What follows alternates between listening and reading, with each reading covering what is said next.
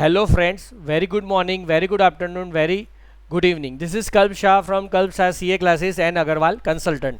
कैसे हो दोस्तों आप लोग? आशा रखता हूँ आप सुरक्षित होंगे। और आज है 19 सितंबर, तो मेरी आपसे नम्र गुजारिश है कि कोरोना के जो नियम है उसका कृपया पालन करें। आज का हमारा टॉपिक है GSTR 1 कैसे फाइल करें। उससे पहले अगर आप हमसे कोई कंसल्टेंसी लेना चाहे तो आप हमारे इस नंबर पर कॉल कर सकते हो 8000028250। और हमारी कंसल्टेंसी का नाम है अग्रवाल कंसल्टेंट्स और हमारी टीचिंग क्लासेस का नाम है कल्प शाह सीए क्लासेस। तो अगर आप सीए के रिलेटेड कोचिंग लेना चाहते हो तो भी इसी नंबर पे कॉल कर सकते हो 8000028250। हमारी वेबसाइट का नाम है www.legalsahayata.com, जिसमें आप GST, income tax, food licence, export import, MSME registration, TDS registration, TDS return या फिर हर एक प्रकार की लीगल सहायता आप प्राप्त कर सकते हो। तो हमारा एक स्लोगन है, छोड़िए लीगल चिंता, अपनाइए लीगल सहायता, आपका अपना लीगल साथी legalsahayata.com।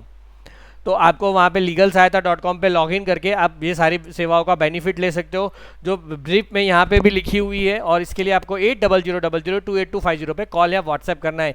आज का हमारा टॉपिक है GSTR 1 फाइल कैसे करें। तो सबसे पहले आपको सर्विसेज में जाना है, वहाँ पे रिटर्न डैशबोर्ड पे जाना है। रिटर्न डैशबोर्ड पे जाओगे, उसके बाद आपको जिस महीने का और जिस साल का रिटर्न भरना है वो आपको पसंद करना है। फाइनेंशियल ईयर मैं सितंबर अभी 19 चल रही है तो मैं करंट मंथ का रिटर्न करंट चालू में भी भर सकता हूँ। नॉर्मली GSTR रिटर्न GSTR 1 सितंबर खत्म होने के बाद 1 से 10 अक्टूबर में भरना होता है, लेकिन आप रनिंग में भी भर सकते हो। तो एक एंट्री में आपको दिखा देता हूँ GST के रिटर्न डैशबोर्ड में। यहाँ पे GSTR 1 है जो आपका आउटवर्ड सप्लाई, GST में आउटवर्ड सप्लाई यानी सेल्स है। फिर आपका ऑटो ड्राफ्टेड डिटेल्स है, वो आपके परचेस डिटेल्स है। जैसे जैसे आप परचेस करते हो और आपके सेलर्स 1 से 10 तारीख में, अक्टूबर की 1 से 10 तारीख में, अभी सितंबर चल रहा है, जैसे ही उनके सेल्स के डिटेल्स डालेंगे और आपका परचेज होगा, उनका सेल्स है जो आपके लिए परचेज है, तो आपके यहाँ पे 2A में दिखाई देगा। उसे कहते हैं GSTR 2A। इसी तरह का GSTR 2B है, वो हम बाद में चर्चा करेंगे, जो है इनपुट टैक्स क्रेडिट स्टेटमेंट। वो भी एक प्रकार का GSTR 2A रिलेटेड है, लेकिन वो स्टेटिक स्टेटमेंट है। GSTR 2A के संबंधित ज़्यादा माहिती यहाँ पे भी लिखी हुई, लेकिन अभी ये वीडियो GSTR 2B का नहीं है तो उसमें मैं ज़्यादा चर्चा नहीं करूँगा। लेकिन GSTR 2B is a statement which has been generate on the basis of information furnished by your suppliers in their respective GSTR 1, 5 and 6। जो अपने GST 1 में रिटर्न फाइल करते हो वो यहाँ पे 2B में दिखता है। It is a static statement and will be available once a month. वो आपको एक महीने में एक बार ही दिखेगा। अभी 2B की ज़्यादा चर्चा नहीं करते। हमारा GSTR 1 है वो आपका सेल्स इनवॉइस है, वो आपको प्रिपेयर ऑनलाइन करना है या ऑफलाइन करना है। आप प्रिपेयर ऑनलाइन करना चाहे, ऑफलाइन करना चाहे तो आपको एक फ़ाइल अपलोड करनी पड़ेगी। उसका GST की वेबसाइट पे ही सॉफ्टवेयर है और वो फाइल अपलोड कर सकते हो उस सॉफ्टवेयर में से जनरेट करके, या फिर आप टैली में भी जनरेट करते हो। आपके पास ERP है तो आप उससे भी जनरेट कर सकते, generate JSON file to download. फिर यहाँ पे अपलोड करके यहाँ पे फाइल डाउनलोड भी JSON फाइल जनरेट करके डाउनलोड भी कर सकते हो। लेकिन हमें अभी वो नहीं करना है, हमें बैक टू फाइल्स रिटर्न्स में जाना है। फिर हम सितंबर महीने के GSTR 1 में जाएंगे, जहाँ पे आपको एक एक सेल्स इनवॉइस की एंट्री कैसे करनी है वो मैं आपको सिखाऊंगा।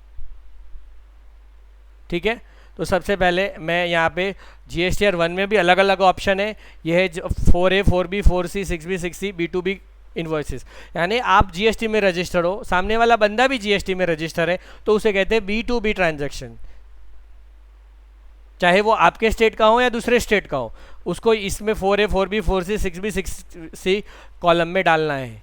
फिर उसके बाद है 5A, 5B B2C, यानी कि जब बिजनेस टू कस्टमर आप अनरजिस्टर्ड बायर को भेजते हो, वो भी आपके स्टेट का नहीं है। इसमें 3 कंडीशन है। सबसे पहले वो आपका टैक्सेबल सप्लाई होना चाहिए जिसमें GST लग रहा है। दूसरा, वो बंदा सामने वाला खरीदने वाला अनरजिस्टर्ड होना चाहिए। और वो दूसरे प्लेस ऑफ सप्लाई आपके स्टेट का अलावा का अलग होना चाहिए। आपका रजिस्ट्रेशन महाराष्ट्र का है, हमारा ये जो मैं अकाउंट से ऑपरेट कर रहा हूँ वो महाराष्ट्र का है, श्रीधर कोटी जी का। तो अगर महाराष्ट्र का लोकेशन ऑफ सप्लायर है तो प्लेस ऑफ सप्लाई यानी कि जहाँ पे आप गुड्स भेज रहे हो, प्लेस ऑफ सप्लाई का अलग से वीडियो भी है। तो प्लेस ऑफ सप्लाई अगर महाराष्ट्र के अलावा है और वो जो बायर है वो अनरजिस्टर है, यानी उसने GST नंबर नहीं लिया है और बिल की वैल्यू 2.5 लाख रुपये से ज़्यादा है, तो आपको 5A, 5B B2C लार्ज में डालना है। फिर यहाँ पे क्रेडिट नोट डेबिट नोट डालनी है, यहाँ पे credit note debit note unregistered person की डालनी है, यहाँ पे एक्सपोर्ट इनवॉइस डालना है। एक्सपोर्ट इनवॉइस का 6A का पूरा वीडियो अलग से मैंने ऑलरेडी पहले बनाया हुआ है। फिर अमेंडेड B2B है, फिर अमेंडेड B2C लार्ज है, अमेंडेड एक्सपोर्ट इनवॉइस, अमेंडेड यानी कि आपकी कोई गलती हो गई तो उसको यहाँ पे सुधार सकते हो। फिर इसके अलावा इम्पोर्टेंट यहाँ पे है GSTR में 7 नंबर का कॉलम जो है B2C अदर्स।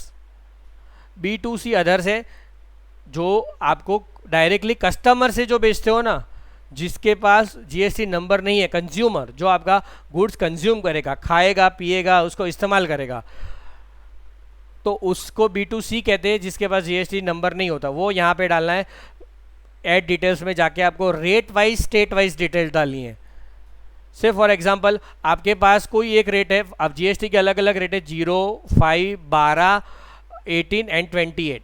तो इसमें से कोई एक रेट है जो आपने गुजरात में 28% वाला टीवी है, तो 28% वाले टीवी आपकी जेठालाल की शॉप है, 28% वाले टीवी आपने इस महीने में जितने भी बेचे ना उसका पूरा टोटल यहाँ पे जाएगा। यहाँ पे एक एक कस्टमर की एंट्री नहीं करनी। 28% वाले चाहे टीवी हो, चाहे दूसरे मोबाइल भी हो, चाहे दूसरे इलेक्ट्रॉनिक आइटम हो, या फिर कुछ भी आइटम, 28% सारे वैल्यू यहाँ पे मुझे डालना है। जैसे कि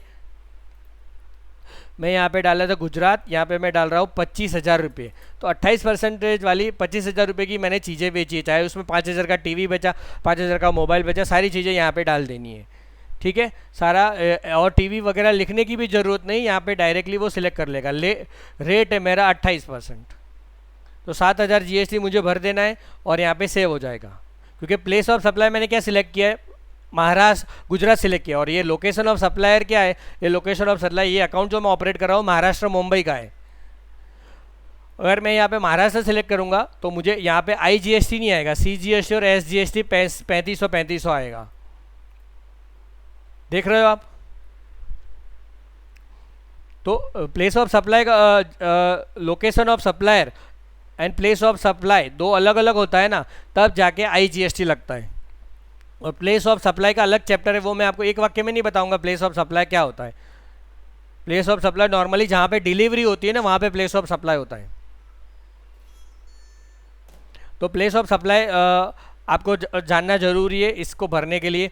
तो ये मेरा कस्टमर टू कस्टमर, मैं महाराष्ट्र में हूँ, महाराष्ट्र में मैंने 28% रेट वाले 25,000 का सेल्स किया, बिक्री की। इसी तरह फिर मैंने कोई अलग रेट है मेरी महाराष्ट्र स्टेट में ही डायरेक्ट कस्टमर को बेचने वाला, आप जेठालाल को ले लो, जेठालाल ने दूसरी 18% वाली कुछ चीज़ें बेची है जो से फॉर एग्जांपल 50,000 की है। तो यहाँ 50,000 जेठालाल जैसे ही डालेगा यहाँ पे 9,000 रुपये टैक्स आ जाएगा, 4500 18% के हिसाब से। अगर मैं यहाँ पे प्लेस ऑफ सप्लाई महाराष्ट्र की जगह गुजरात कर देता हूँ तो वो 9,000 एक साथ दिख जाएगा, क्योंकि उसमें IGST लगता है। ठीक है, ये होगा B2C लार्ज। जब आप ज़्यादातर कस्टमर को बेचते हो ना, नॉर्मल जो यूज़ करने वाले जो B2C कहलाते हैं उनके पास GST नंबर नहीं है। फिर उसके बाद ये है, अगर rate wise state wise GSTR B2C जो लार्ज है, B2C ये वाला कॉलम है बिजनेस टू कस्टमर 7 नंबर का, उसमें रेट वाइज स्टेट वाइज हर एक स्टेट में हर एक रेट के हिसाब से आपको यहाँ पे एंट्री करनी है। गुजरात में मैंने 4 रेट वाली अलग अलग प्रोडक्ट बेची है, 0 वाली, 18 वाली, 5 वाली और 12 वाली। 0, 5, 12, 18, 28 5 प्रोडक्ट बेचे, तो मेरे को यहाँ पे 0 यहाँ पे एक बार सिलेक्ट करना होगा। फिर यहाँ पे कितनी भी अमाउंट डालूँ ये 0 ही आएगा, टैक्स तो 0 ही आएगा क्योंकि वो उसका रेट ही 0 है। फिर एक और है यहाँ पे 5, फिर 12, 18 और 28, और जैसे ही मैं प्लेस ऑफ सप्लाई चुनूंगा उसके हिसाब से वो CGST या SGST या फिर IGST सिलेक्ट कर लेगा। यहाँ पे IGST सिलेक्ट इसलिए कर रहा है क्योंकि वो प्लेस ऑफ सप्लाई गुजरात है और लोकेशन ऑफ सप्लायर महाराष्ट्र है, दोनों अलग अलग स्टेट में होता है, तब जाके IGST लगता है।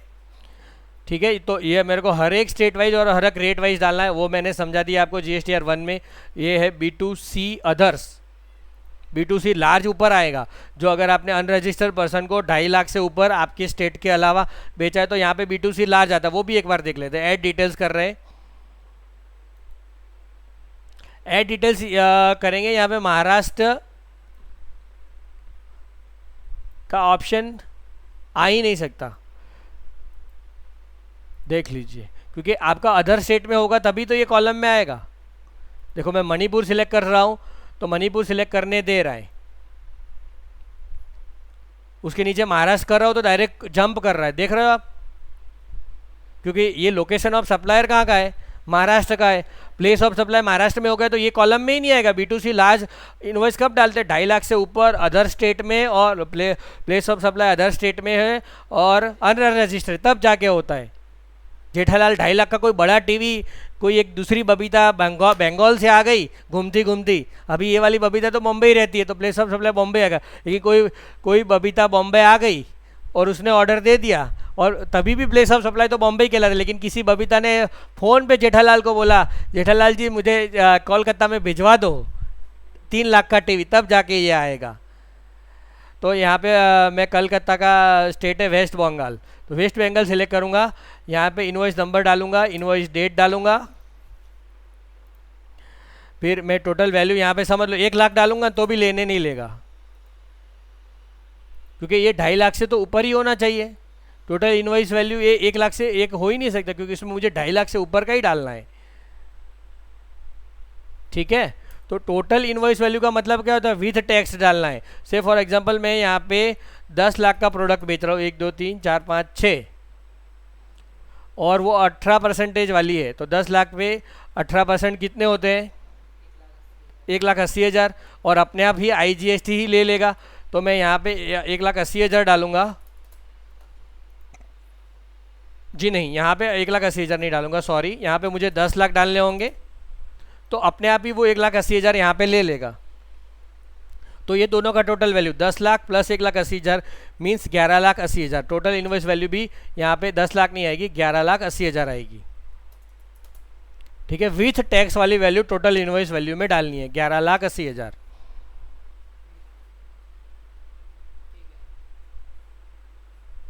वो भी कब, जब 2.5 लाख से ऊपर की वैल्यू वाली प्रोडक्ट हो, अनरजिस्टर्ड बंदा हो, वो B2B होगा तो वो पहले वाले में ही चला जाएगा, 4A 4B वाले में। तो मैं यहाँ पे सेव नहीं कर रहा हूँ, कैंसिल कर देता हूँ, फिर बैक चला जाता हूँ। ठीक है, मैंने आपको 2 समझा दिए, 4A 4B 4C। अगर वो बबीता जी रजिस्टर्ड होती GST में तो मैं यहाँ पे ही डालता 4A 4B 4C 6B 6C, B2B पे डालता, क्योंकि उनका भी GST नंबर है, उनको इनपुट टैक्स क्रेडिट लेनी है। फिर यहाँ पे क्रेडिट नोट डेबिट नोट, वो आप डाल सकते हो। अपलोडेड, उसमें भी 4 option, uploaded by taxpayer, uploaded by receiver, modified register, modified by receiver, rejected by receiver, उसका अलग से वीडियो बनेगा क्रेडिट नोट डेबिट नोट का। लेकिन यहाँ पे आप ऐड डिटेल्स करके credit note debit note upload कर सकते हो।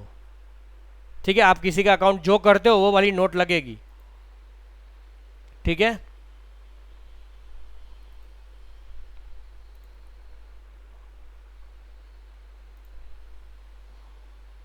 ये क्रेडिट नोट हो गया।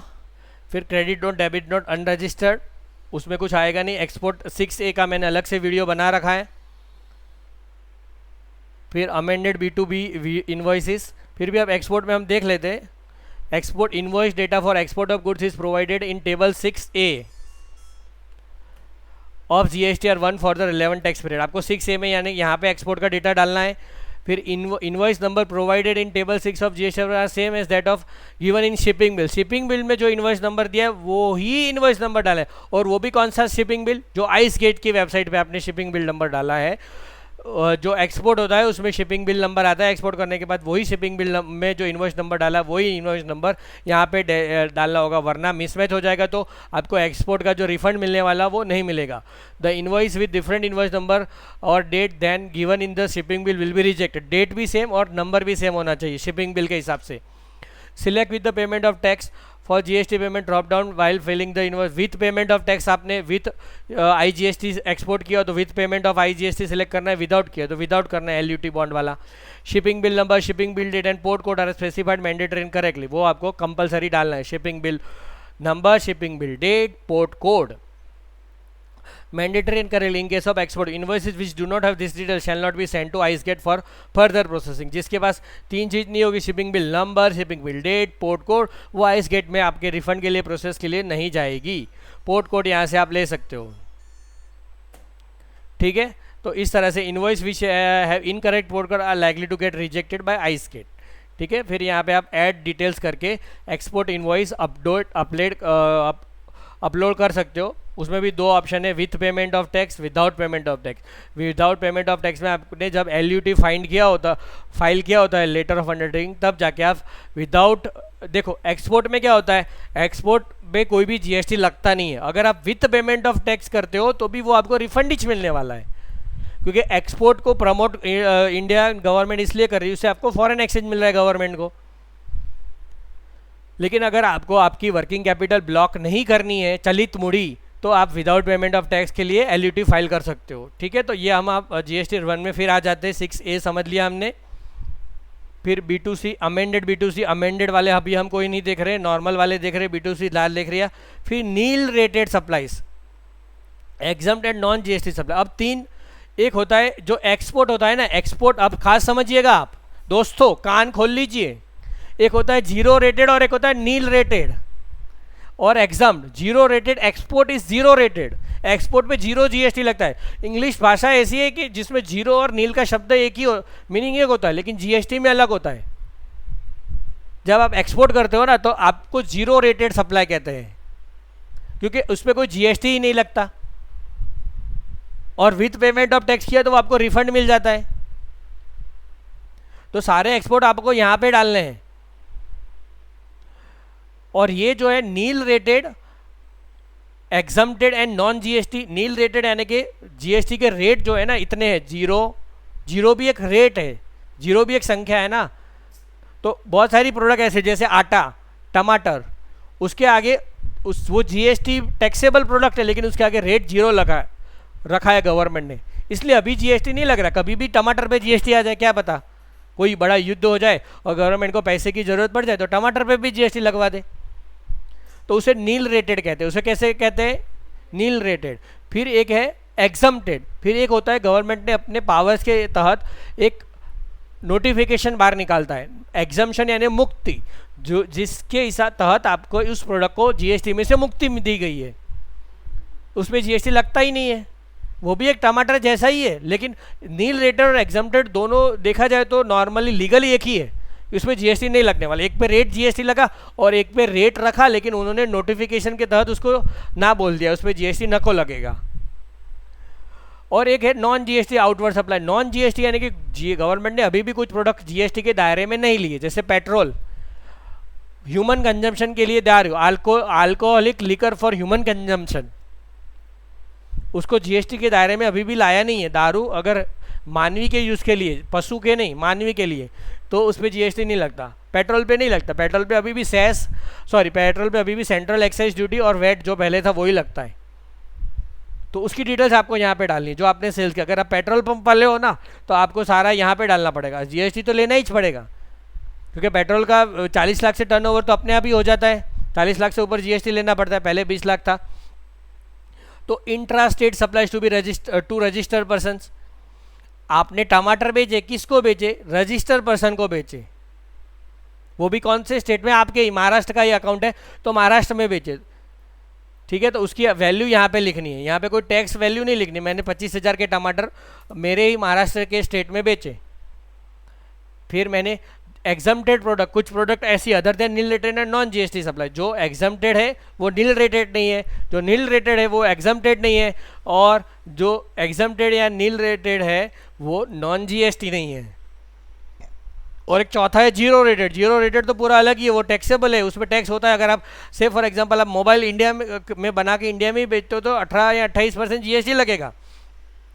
लेकिन अगर आप जब एक्सपोर्ट कर लेंगे तो वो GST जीरो रेटेड सप्लाईज हो जाएगा एक्सपोर्ट। तो यहाँ पे मैंने जो एग्जाम प्रोडक्ट बेची 500 रुपये की, से फॉर एग्जांपल, वो डालनी है। मैंने पेट्रोल तो मैं बेचता ही नहीं हूँ, फिर भी 100 रुपये का पेट्रोल बेच दिया किसी को, तो यहाँ पे डालनी है। Intra state supplies to unregistered person, जिसके पास GST है उनका डिटेल यहाँ पे डालना है, सिर्फ टोटल ही डालना है, कुछ नंबर, GST नंबर, क्योंकि उनको इनपुट टैक्स क्रेडिट तो मिलने वाली नहीं है, तो उनका वो B2C में क्यों डालें हम, उसका GST नंबर डालने की भी ज़रूरत नहीं, सिर्फ टोटल दे दो।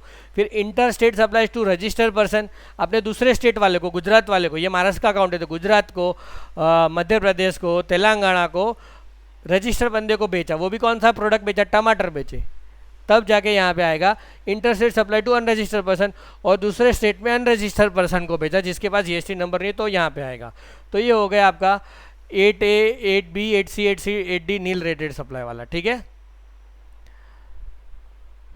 फिर है आपका टैक्स लायबिलिटी एडवांसेस रिसीव्ड। आपको कोई अगर एडवांस मिलता है, advance amount received in the tax period for which invoice has not been issued, तो उसके लिए आपको यहाँ पे डिटेल्स डालनी है। ऐड स्टेट वाइज डिटेल्स, आपको स्टेट वाइज डिटेल डालनी है सिर्फ से फॉर एग्जांपल गुजरात का स्टेट डाला, इंटर स्टेट हो गया, फिर मुझे यहाँ पे कितना एडवांस मिला और उसका टैक्स भर देना है। एडवांस में भी जीएसटी लगता है, लेकिन उसका पूरा प्रोविज़न क्या है, टाइम ऑफ सप्लाई क्या है एडवांस का, वो अलग से मुद्दा है। इसीलिए तो हमने चैनल बनाए हैं कल्प सा जीएसटी क्लासेस, उसमें टाइम ऑफ सप्लाई का वीडियो देखिए आप कि एडवांस में जीएसटी कब लगेगा। एक होता है प्लेस ऑफ सप्लाई, एक होता है टाइम ऑफ सप्लाई। फिर उसके बाद एडवांस हो गया आपका। फिर उसके बाद आएगा एडजस्टमेंट ऑफ एडवांसेस। आपने एडवांस के सामने advances amount received in earlier tax period and adjusted against the supplies being shown in this tax period. पहले आपने एडवांस मिला तब टैक्स लगा दिया, अब उसको माल दे रहे हो तो वो एडजस्ट हो जाएगा, तो अब टैक्स नहीं देना पड़ेगा, वो यहाँ पे आपको ऐड करना है।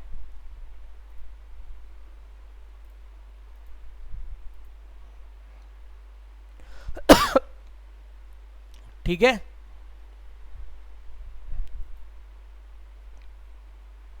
ये भी हो गया। फिर हमारा अब आया HSN wise summary of outward supply. ये इंपॉर्टेंट है, आप हर एक प्रोडक्ट के HSN कोड होते हैं, ठीक है।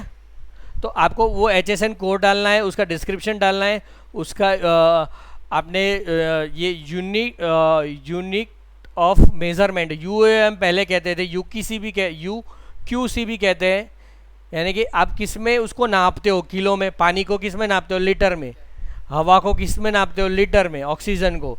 फिर आप कोई चीज़ को पीस में नापते हो, किसी को सेंटीमीटर, कपड़े को मीटर में नापते हो, किसी को क्विंटल में नापते हो, अगर गेहूं वगैरह हो पीसीस में नापते हो, तो वो आपको यूनिट्स वाइज या फिर जो भी आपका यूनिट हो, यूनिट ऑफ मेजरमेंट हो, वो यहाँ पे डालना है। टोटल क्वांटिटी कितनी बेची, कितनी वैल्यू की, कितनी टोटल वैल्यू थी, उसमें टोटल टैक्सेबल वैल्यू कितनी थी, इंटीग्रेटेड टैक्स कितना लगा, CGST कितना, ये प्रोडक्ट वाइज डिटेल है। पूरे महीने के अंत में आपने इस HSN कोड में कितने का बिक्री की, वो आपको यहाँ पे डालना है। वो सिंपल सी चीज़ है, उसमें आपको अगर कोई टैक्स नहीं लगा तो जीरो भी रख सकते हो, अगर जीरो रेटेड या नील रेटेड प्रोडक्ट गेहूँ वगैरह बेचे है तो मैं यहाँ पे बैक जा रहा हूँ। फिर डॉक्यूमेंट्स इश्यूड, फिर आपको डॉक्यूमेंट इश्यूड भी भरना होता है। डॉक्यूमेंट इश्यूड में आपको सारी डिटेल्स भरनी होती है, जैसे कि आपने कौन कौन से नंबर का इनवॉइस इशू किया था, तो आपको जितने जितने इनवॉइस इशू किए उसकी डिटेल्स यहाँ पे डालनी है। ऐड डॉक्यूमेंट करोगे तो इनवॉइसेस फॉर आउटवर्ड सप्लाई, आपने इस नंबर से लेके 105 से फॉर 105 से लेके 111 नंबर तक के आपने 7 इनवॉइस यहाँ पे इशू किए। टोटल नंबर कितना हुआ, 105 इंक्लूडेड है, 105 और 6 111 होते, लेकिन 105 इंक्लूड है तो 7 आएगा। कैंसल्ड कितने किए, 0, नेट इश्यूड 7। फिर आपको ऐसा करना है। फिर ये invoices for outward supply, sales है invoices for inward supply from unregistered person. अगर आपने अनरजिस्टर्ड पर्सन से बाय किया तो भी आपको यहाँ पे इनवॉइस डालने होते हैं। Revise invoice, debit note, credit note कितनी इशू की, रिसिप्ट वाउचर कितने इशू किए, पेमेंट वाउचर कितने इशू किए, रिफंड वाउचर कितने इशू किए, वो अलग अलग चीज़ है। वो इनवॉइस का पूरा एक अलग से चैप्टर है जीएसटी का, लेकिन इसमें से सिंपल अभी आपको इतना समझना है, जितने इनवॉइस डाले वो इनवॉइस वाइज समरी यहाँ पे डालनी है। ठीक है, तो मैंने तो यहाँ पे डिटेल डिलीट कर दिया, ये तो सिर्फ डेमो है तो मैं पूरा डिटेल्स नहीं डाल रहा हूँ।